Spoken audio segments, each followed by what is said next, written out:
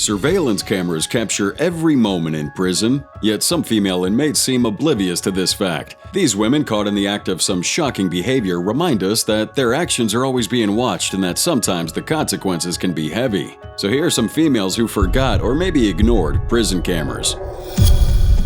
Tori T Smith. In the case of 31-year-old Tori Smith, her failed attempt at a jailbreak seemed like something you'd see out of Hollywood action movies. And just like a movie, it was all caught on camera. November 2009, Tori Smith had been brought into the jailhouse as she was booked on an aggravated battery charge related to an incident with her boyfriend. During the booking process, a New Orleans police officer failed to secure 2 doors leading to the jail's central lockup area. And this officer, who had booked another suspect 45 minutes earlier, was in a rush to retrieve an affidavit he had left behind. Surveillance footage shows the officer entering the facility, holding the outside door open behind him, and slowly closing it without fully engaging the lock. He repeated this with the interior door, and about a minute later, Smith, who had told the jail staff that she was headed to the bathroom, approached the door leading to the transfer room, pushed it open, and then swiftly exited through the outer door of the jail. It was pretty slick, but just like the title of this video, she forgot prison cameras were everywhere. Smith was then seen on the 2800 block of Perdido Street, climbing an outside fence. The video would lose sight as she scales the fence and continues her escape. A nurse at the jail spotted Smith climbing the fence and alerted deputies, bringing her freedom to a quick end. She was captured the next day at Huntington Park Apartments on Crowder Boulevard and rebooked into the jail both on a battery charge and an additional charge of simple escape. What a way to get your sentence raised. Honduras prison case. More than 40 women have died following a prison riot in Honduras. Video from the area shows plumes of black smoke rising over the facility. Gang members entered a section of this woman's prison where rival gang members were held. Then inmates were shot and others were burnt in the facility. June 20th, 2023, a group of women allegedly linked to the infamous Barrio 18 gang set a fire at the National Women's Penitentiary for Social Adaptation in Támara, Honduras. The attackers also fired guns at other women, starting a bloody riot that claimed the lives of at least 46 women. Now, these attackers were said to have smuggled 18 pistols, 1 assault rifle, machetes, and 2 grenades into this facility with the help of some corrupt prison wardens. And this attack was just one more headline in the growing gang tension that had been underestimated by Honduran authorities. You see, the Honduran government had imprisoned more people than ever in recent years in an effort to curb the rampant gang violence that has plagued the country for too long. However, these gangs, though locked behind bars, wield broad control inside the country's prisons, where inmates are often setting their own rules and selling contraband. As such, the government tried clamping down on their power in these prisons, and the result was this attack. The entire ordeal was caught by CCTV in the facility, but the majority of it was withheld by the government due to its very disturbing nature. Now, according to some insider information, these attackers removed guards from the facility at around 8 a.m. that morning. Then they silently opened the gates to an adjoining cell block and began the massacre. They scorched the cell walls, and bunks were reduced to twisted heaps of metal. 26 of the victims were burned to death, and the remainder were shot or stabbed. Some footage caught in the aftermath shows dozens of women getting hauled off by paramedics while their family members cry out for the loss of their loved ones.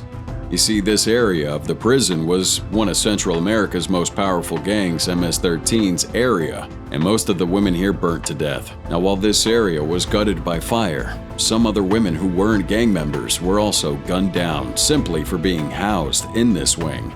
But here's something crazy. The incident was the second worst disaster ever recorded in history, with the first occurring back in 2012, when 361 inmates died in a fire caused by an unknown source. Might have also been tied to some gang activity. We never know. Amber Gonzalez. This is Amber Gonzalez, the real-life Catwoman, because her viral jailbreak mirrors that iconic character.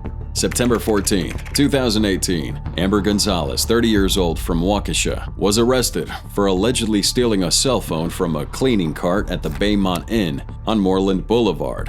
After her arrest, Gonzalez was taken to the Waukesha police station on Delafield Street. There, the officers told her that she needed to post bail for this outstanding warrant related to an earlier drug paraphernalia charge from August. Otherwise, she would be transferred to the county jail. While in the holding area, the station, Gonzalez was handcuffed to the wall and was briefly left unattended. Worried about going to jail and being separated from her children, she slipped out of those handcuffs in pure Catwoman style and tried to open the holding room door, which was locked. She looks around for the keys and finds them hanging on the door handle, which she uses to escape that station at around 4:40 p.m., taking those keys with her. Gonzalez runs through nearby backyards, evading police, and eventually reaches the Tobacco Outlet Plus Groceries on Pewaukee Road. There she used her cell phone to call a man to pick her up in a white SUV. They head off to the Baymont Inn, where she performs oral sex on him in exchange for $80. However, employees at the tobacco outlet told the police that Gonzalez had been picked up by this man, and staff at Baymont Inn reported that she had returned to the hotel where she had been arrested earlier. When police get to the hotel, they see this 63-year-old man leaving her room. After questioning him, he initially claims that they had met 2 weeks earlier and had been communicating casually, but under pressure, he admitted that they met for prostitution. Armed with this information, the police force open the door and re-arrest Gonzalez. This time, she was taken to the county jail and released on a $500 signature bond. Her initial felony escape charge carried a potential sentence of 6 years in prison and a $10,000 fine. However, Gonzalez was ultimately sentenced to 2 years of probation. Shannon Hoffman. In this footage, we can see a female inmate, Shannon Hoffman, getting assaulted by an Ontario Provincial Police veteran for doing absolutely nothing wrong. September 7th, 2019. 49-year-old Shannon was brought to the station in Orillia, Ontario, on charges of public intoxication at a nearby Studebaker's beachside bar. However, half an hour later, she was taken to the holding cell, where security cameras recorded one of the most bizarre cases of police brutality by a female officer. The officer in question is Bailey Nichols, an 8-year Ontario Provincial Police veteran. And from this footage, Officer Nichols, as you can see on your screen, got increasingly frustrated with Hoffman as she struggled to take off her necklace. Nichols then violates her code of conduct by violently ripping apart that woman's necklace, breaking it due to her impatience. Hoffman's visibly angry about it, but Nichols doesn't stop there. She goes on to force Hoffman's ring off that middle finger. But when Hoffman pulls away and grabs Nichols' wrist, well, then Nichols pushes her back against the bars and places her right hand on Hoffman's throat. Nichols held this innocent woman there for 4 seconds while she struggled to remove the officer's hand. At this point, another officer appears and intervenes to assist Nichols by removing her colleague's hand from her neck and placing Hoffman inside that cell area. Moments later, Hoffman's on video touching the back of her head and pulling her hand away to reveal blood. Paramedics were called, and she was taken to the hospital to get treated for the cut on the back of her head. Her injury due to the altercation with Nichols was so severe that it required 5 staples to close it. This was initially covered up, and quite frankly, Hoffman had let go of attempting to press charges until she found out that this whole thing was caught on camera. January 2021, Officer Nichols was charged with assault causing bodily harm, and during her court hearing, the judge made known the fact that Nichols was cleaning up the blood in the cell and removing the bloody toilet paper left behind. Court documents also show that she roughly waited 20 minutes before contacting her supervisor about the incident, and also failed to complete a mandatory use of force report. On top of this, she would go ahead and deny everything, even with compelling evidence against her, which was pretty troubling. Even the judge noted that. Consequently, she was found guilty of that charge and sentenced accordingly. Bridget Harvey. News alert, this is caught on camera. An inmate attacking a Hillsborough County deputy. The inmate, now watch right here, attacked the deputy from behind, putting a pillowcase around her neck. This was the moment an inmate at the Hillsborough County Detention Center was caught on camera as she attempted to choke out a corrections deputy. Around 1 a.m. on June 7th, 2022, 42-year-old Bridget Harvey approaches Deputy Lillian Jimenez, claiming that another inmate required assistance. But as they head towards the women's bathroom to check on said inmate, tragedy strikes. A little background here, Bridget Harvey had been incarcerated on charges of home invasion, armed robbery, petty theft, and possession of a controlled substance. The inmate used as a decoy, 37-year-old April Colvin, also faces charges of petty theft, possession of a controlled substance, resisting an officer without violence, trespassing, and loitering. But despite their criminal records, no one would have really saw this coming. Once the officer got to the bathroom, Harvey suddenly attacked from behind, wrapping a pillowcase around her neck trying to strangle her. As the assault unfolded, other inmates would rush to assist the deputy, removing the pillowcase and freeing her from Harvey's grip. Harvey was held down until the ER team arrived moments later. Deputy Jimenez sustained minor injuries to her neck and throat, but nothing major. As for Harvey, she later admitted that she had planned the attack and intended to use a comb, one she had sharpened with her teeth, to stab Jimenez to death. As a consequence for this, Harvey had faced additional charges, including aggravated battery on a law enforcement officer with a weapon, introducing contraband into a detention facility, and 2 counts of attempted escape. Colvin was also charged as a co-conspirator. Edna Mayhan Women's Prison. State Attorney General's office now releasing video of what they say is a night of assaults by correctional officers against female prison inmates. It happened in January inside the state's only prison for women, Edna Mayhan Correctional Facility in Hunterdon County. I wasn't even doing that, y'all. This was just punching. The fuck? Y'all need to punch on the people that's September 2022. 14 guards at New Jersey's only prison for women were indicted in connection with a violent and brazen 2021 midnight raid, leaving dozens of women in shock and 2 with serious injuries. This raid was by far one of the most ruthless use of force by prison guards ever caught on camera. But there's more to this story than you think. You see, this particular prison had a history of inmates getting attacked by guards and vice versa. There have been issues of sexual abuse stemming from this facility, along with captured footage of inmates throwing feces and urine at guards to get their attention. Well, you might be wondering, why would they even do that? The simplest answer is to get the guards' attention. You see, women here are often overlooked, and only on very rare occasions are they ever checked up on or have their needs met. The complaints from this place are out of control, that even the past governor of New Jersey announced in 2021 that he had planned to close the prison and relocate these women to smaller lockups. However, before his plan could be carried out, tragedy would strike. At around midnight on January 11th, 2021, some female inmates, who probably forgot about the cameras around the corner, were seen pouring what seemed to be a mix of urine and other substances out of their cells. They would push more than a dozen correctional officers to put on their riot gear, enter the cells, and forcibly remove women suspecting of throwing these substances. They pinned one woman to the wall of her cell and punched her 28 times as she tried to shield her face. Well, she got a concussion and a fractured orbital bone below her eye.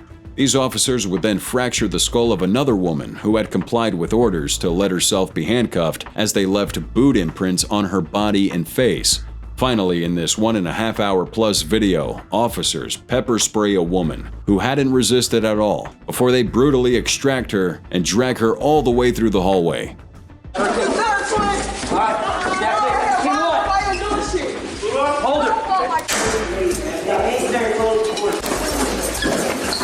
So you could imagine that at the end of this, many officers submitted false reports about what really happened, including one who said that the victim was throwing punches towards his torso, a claim that wasn't really supported by what was seen in the footage, recorded by another officer's body cam. They probably grabbed all that surveillance footage, but according to one officer's body cam, all their lies were exposed. Just like we said, there's cameras everywhere in prison. In the end, 14 officers were indicted, ranging from records tampering and official misconduct to aggravated assault. Now, this indictment accused these officers of what was obvious, which was planning that raid for the sole purpose of punishing and intimidating those female inmates. They were each handed a sentence ranging from 5 to 10 years with a fine of $150,000. Malika Calhoun. She wasn't really a female inmate, but a correction officer's reaction to her attitude was crazy enough to make it into this video. In November 2018, Calhoun was arrested and held in a cell at SeaTac City Hall for an auto theft investigation. During the booking process, 31-year-old Deputy Paul Sheen had an issue with her attitude. Sheen claimed that she had been uncooperative in that holding area, and when she was placed in the cell, he asked her to remove her shoes. Video shows that she kicked one shoe off, after which Sheen lunged at her, pushing her against the wall. After forcefully shoving her, he grabs her by the hair and slams her to the floor. Another deputy in there, a trainee, entered the cell as Sheen held Malika's face down. The video also kind of shows Sheen striking Calhoun before lifting her and leading her out. Despite this altercation, Malika was never charged with a crime, and Sheen's actions were seen as assault. Consequently, Sheen was given 4th-degree assault, while the trainee wasn't charged. Sheen pled not guilty, arguing that Malika had assaulted him with her shoe, and he acted in self-defense. So by July 2010, the case was dropped after 2 trials ended in hung juries. In the first trial, it was deadlocked 11-1 for conviction, and in the second, it was split 11-1 for acquittal. Given the lack of a unanimous verdict, prosecutors decided not to pursue a third trial, leaving Sheen a free man. Stephen Harris. Now this one isn't about a female inmate forgetting there's cameras everywhere, but how about a sexually depraved prison warden going the distance to get his sexual fetishes satisfied? You see, 56-year-old Stephen Harris here, a father of 2, was the chief warden at the Maidstone prison in Kent, England. He'd worked at this place for 15 years. And his record was pretty clean, but that story was about to change, for the worst. In 2020, Mr. Harris began having an affair with an inmate named Ella Ward. Their secretive meetings, frequent and unusually long conversations, and the exchange of personal notes would quickly draw suspicion from other staff members and inmates. A secret camera was placed in Harris's office to provide or deny the suspicion of this inappropriate relationship. So by September 8, 2020, the secret camera captures Harris sitting at a desk while he kissed and held hands with this inmate. The next day, they repeated the same thing, as they both kissed for 20 seconds, but in this case you could see him take her hand and move it somewhere naughty. On September 14th, the two held hands for longer than 10 minutes, while Harris was again sitting at his desk. And even as she's leaving his office, Harris gives her a nice slap, which is extremely inappropriate. This would continue for more than a week, until the camera was retrieved and the footage handed over to the police on September 18th, 2020. Subsequently, Mr. Harris was arrested as he closed his shift from that prison and taken into custody. Typical of him to deny the allegation until they showed him the footage. At this point, he admitted to the misconduct in public office but told prosecutors that their relationship only lasted 10 days and that there wasn't any sexual intercourse. He immediately quit his job and, of course, his wife filed for divorce, and as he was taken to court, the judge presiding over the case, Shani Barnes, gave her 2 cents, saying, "What you have done could have had devastating consequences. Women in your care were vulnerable, and you should have been above reproach." Mr. Lucky here wasn't given jail time. Instead, he was given 100 hours of unpaid work for the community and to pay £350 for court costs. Do you think the judge was too lenient? We gotta know in the comments. Tracy Mobley and Mary Morse. Forgetting about cameras. 2 female inmates, Tracy and Mary, tried orchestrating a brazen prison escape from the Franklin County Courthouse in Columbus, Ohio. You see, on July 11, 2005, after an arraignment at said courthouse, these 2 women slipped under the bus, meant to convey them and a group of others back to the jail. Tracy, 39 years old at the time, was brought in for aggravated theft, while her accomplice, 40-year-old Morrissey, was held on DUI charges. Their luck was that their legs were free and only their hands were shackled to each other. They would sneak to the side, wait to be at the back of the line, and just like that, vanish from the view of security cameras. About 20 seconds later, Morrissey was captured by another surveillance camera, but this time she was alone. We don't know how she did it, but she was able to break free from Mobley. And her escape plan was almost perfect. The only downside was her timing. When she got out from beneath the bus, a private detective named Terry Meyer would chase after her. Mobley also got off at some point and was busted by another detective named Amy Morris, who was on her way to the court that morning. They both were returned to jail, and an extra charge of felony escape was added to their already pending cases. Breon King. And now we have a shocking moment, but from outside prison walls. We present the disturbing case of Breon King, a school teacher from Austin, Texas. She was captured on dashcam being violently handled by 2 police officers. Take a look. June 15, 2015, 26-year-old African-American 2nd grade school teacher Breon King was driving on Austin Street when she sped past Officer Bryant Richter. who was sitting in a patrol car using his radar gun. Dashcam video shows that after she passes the officer, he pursues her for about 30 seconds, but doesn't catch up with her until she finally pulls into a Wendy's parking lot. And that's when the real drama unfolds. King gets out of her car and heads towards the restaurant, but stops when Richter asks her to get back in her car. He walks towards her and tells her to get back in again. She does, but apparently doesn't close the door. He asks for her driver's license, which King confirmed was underneath the seat. But before she could pull it out, Richter violently pulls her out of the car and slams her to the ground. King, obviously not resisting, is roughly handled by this cop as she yells for help. Behind your back! Dad, why are you doing this to me? Put your hands behind your back! Put your hands behind your back! She at one point stands up, but Richter again uses brute force to tackle her to the ground. He puts a set of cuffs on her and yanks her back up as another officer runs into the picture. While that in itself was incriminating enough, the violence against King doesn't end here. As she was taken back to the station in the patrol car, the second officer, Patrick Spradlin, in trying to make King understand why she was treated that way, made some racist comments, which of course was caught on camera. When she asks him why people are afraid of black people, he said this. I like tendency, but 99% of the time, when you hear about stuff like that, it is the black community that's being violent. Miss King was later released and never filed a complaint with the police. The footage later resurfaces as one of the officers was again involved in another police brutality case. And after this footage went viral, the Austin police chief, Art Acevedo, personally apologized to Miss King for what had happened to her. My heart was sickened and saddened when I first learned of this incident. Shockingly, the main officer, Brian Richter, was dismissed. Prosecutors declined to press charges on him. But at least Miss King was settled for $425,000 by the Austin City Council. Ms. King, did you trust the police before this happened? Yes, I did. Do you trust them now?